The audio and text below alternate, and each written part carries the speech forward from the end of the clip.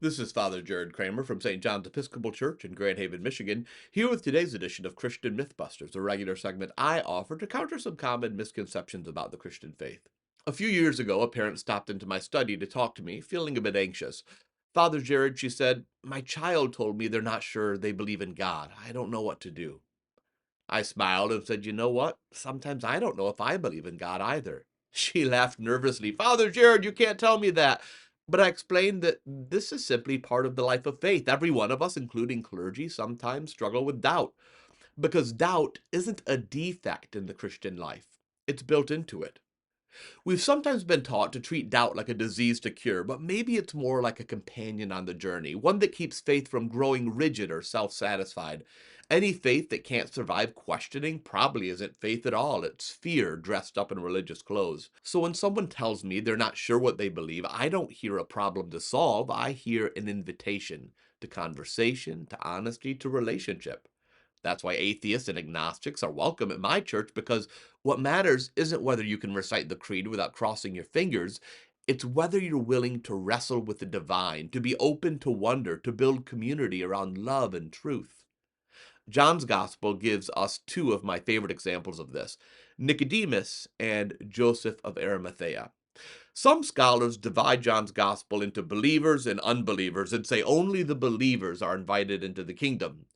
But that's not what the story actually shows. Nicodemus, who first came to Jesus under the cover of night, and Joseph, who followed in secret for fear of the crowds, are the only disciples who appear when Jesus dies. When all the faithful have fled, it's the half believers who come. They carry his body, wash it, anoint it, wrap it lovingly in cloth, and place it in the tomb.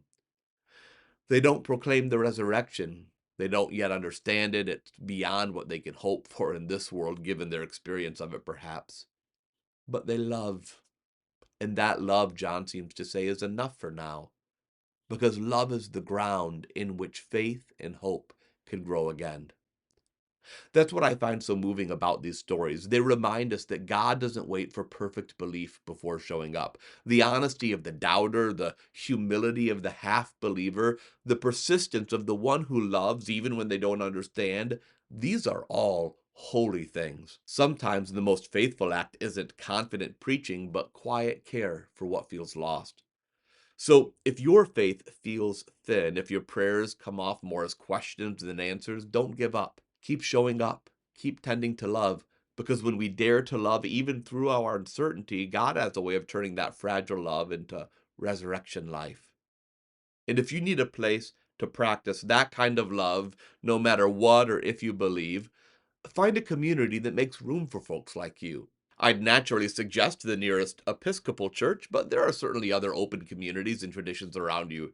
Here at St. John's Episcopal Church in Grand Haven, we don't ask for perfect belief. We invite open hearts and curious faith. We pray together, sing together, wrestle together, and try, however imperfectly at times, to love God and to love our neighbor. Some weeks your faith may feel like fire, other weeks like smoke. Either way, you still belong, and you always belong, because in the end, the church isn't a club for the certain, it's a home for the searching. Thanks for being with me. To find out more about my parish, you can go to sjegh.com. Until next time, remember, protest like Jesus, love recklessly, and live your faith out in a community that accepts you, but also challenges you to be better tomorrow than you are today.